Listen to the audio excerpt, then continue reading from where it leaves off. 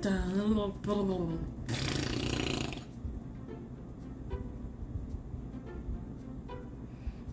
it together.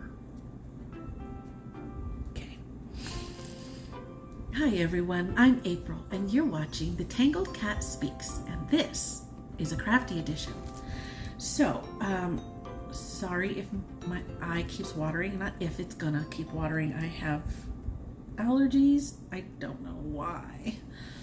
But this one eye just keeps, it's like a faucet. I can't turn it off. So I am here in Albuquerque, New Mexico, and it is September 1st, so I thought I'd come on and let you know what I have been working on, what I've been kind of pushing to the side, and maybe something that I'm thinking about making. So what have I been avoiding? The socks that I was originally making for myself, and then turns out I'm making them for my son. I put them to the side because for some reason my hands just don't want to work on something small right now. I thought that starting socks in the warmer weather would be the perfect time, but for some reason I don't want to do small stuff. So I have it sitting on that bookshelf back there. The sock is waiting for me. I just gotta buckle down, but I think I still have a bout of startitis. So that is going to lead me to this, which is a very, very old, like years and years and years old memory blanket. And in this blanket, I think 99% of it is colors that I've only used once, scraps that I've only used once. And I am about 40% through with this. And I bring this one up because I actually haven't worked on this in a few months, but I bring that up because that's where most of my scraps are going. When I'm done with something, I'll put it in, I'll put that yarn into that blanket as a square. But sometimes I end up with tiny little balls like this left over still. Sometimes they're a little bit bigger. Sometimes, you know, and I've even got, like everybody, I've got a stash of yarns that are anywhere from 20 to 30 grams, and I don't know what to do with them. And just recently I came across a blanket. It's a circular knitted blanket by, and please forgive me if I'm pronouncing your name wrong, Teresia Liu. Oh God, I want to say she's in Germany. I'm not sure. She is on YouTube as the Passionate Spinner, and I started watching her a few years ago because she would just show you what she was spinning and, you know, the yarns that she was making and everything, and I just thought that was really, really cool. And she came up a while back with a blanket, a round circular blanket, and I forgot about it until just recently. She was talking about it on her Instagram, and I was like, oh yeah, I wanted to make that. So I got it, and then I went through, and you would not even imagine how many little balls I have just everywhere. So I was going through all my stash and just finding all of these little bits and bobs, and so I went and found all of these different yarns, and you can either do a fingering held double, or you can use a DK/worsted weight single, and just make this blanket. And this is what I've got so far, and I am so in love with it. It is wild and funky, and I'm gonna stab myself in the eyeball. So very, very cool. And every little while she changes textures, so you never really get bored. So I just finished the final increase. I think it's a whole lot of increases at first, and then it's kind of done like a the pie technique where you kind of do a certain number of rows with no increases, then you do a big old increase, and then you do no increases for a long time, and then you do a row of increase, and then it just keeps kind of going like that. That probably made no sense, but it's working out and I'm loving it, and I'm having so much fun just throwing in all of these different yarns that I've had laying around forever, and it's so colorful, and I can't wait. I'm having so much fun with it, and it's really making me want to work with more yarns so that I can make more leftovers, so I could maybe make another one of these at some point, probably in the very far future, but you know, that's what I'm thinking of. Oh, sneak peek spoiler. So that's what I'm working on. Yeah, and this is taking up all my time. I have been knitting on this on a US 8, which I think is a 5mm. I think that's what it called for in the pattern. Yes, 5mm needle. It is short. She recommends, she has it in centimeters, but I think it converts to 48-inch long needle, and mine is only 40, and it's working. I can shift things comfortably enough. It is a little fiddly, but it's fine. I'm not gonna go and buy another needle just to have it a few inches longer. This is gonna work. It's gonna be fine. I'm excited. So I can't wait for this to be done. Like, all of the different textures are so cool. And I'm on another that's a completely different texture here.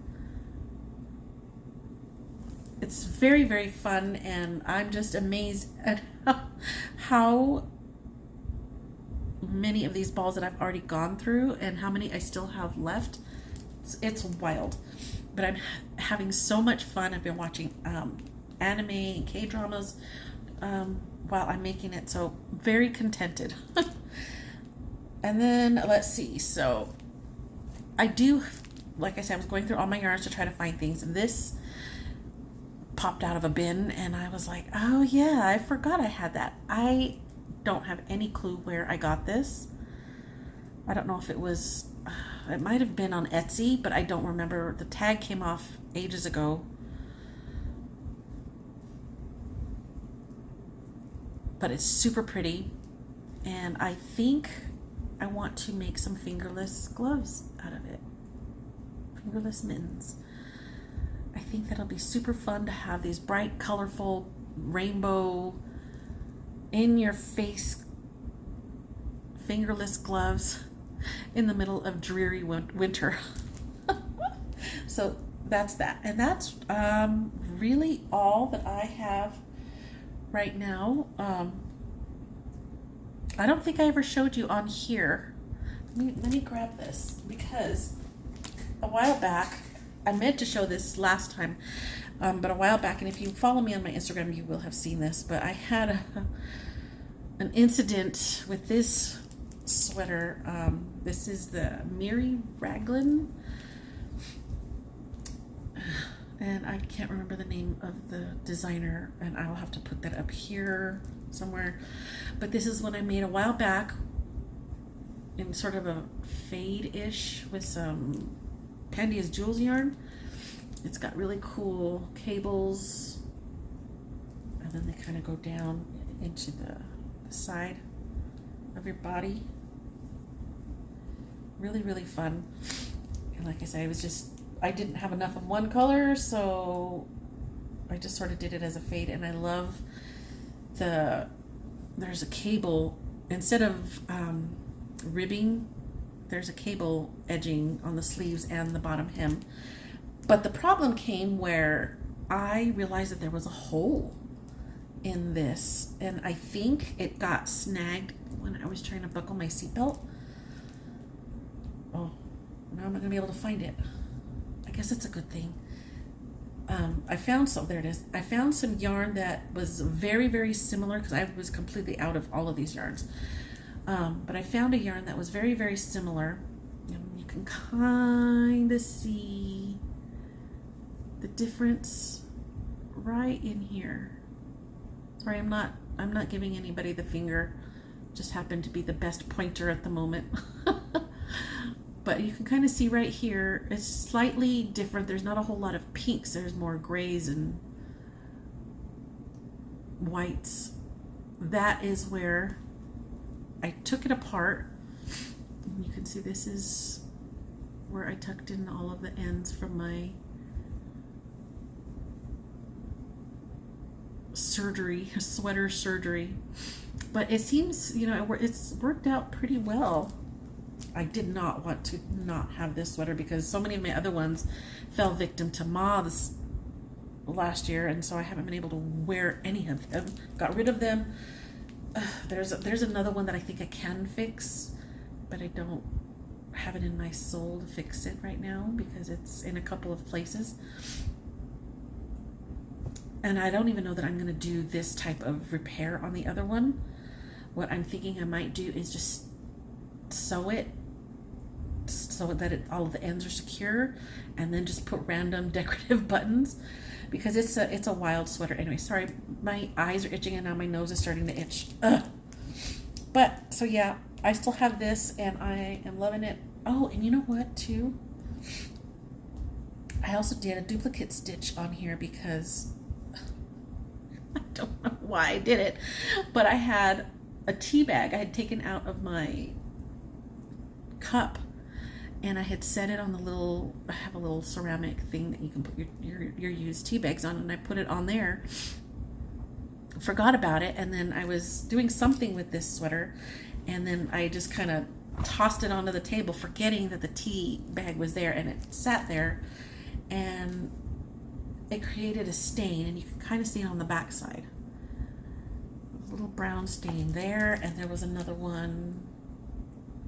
And this one, I didn't do as good of a job of hiding it, but you can still see there's some of it. But I did duplicate stitch with this other yarn that's, like I said, I used for the repair in the hole.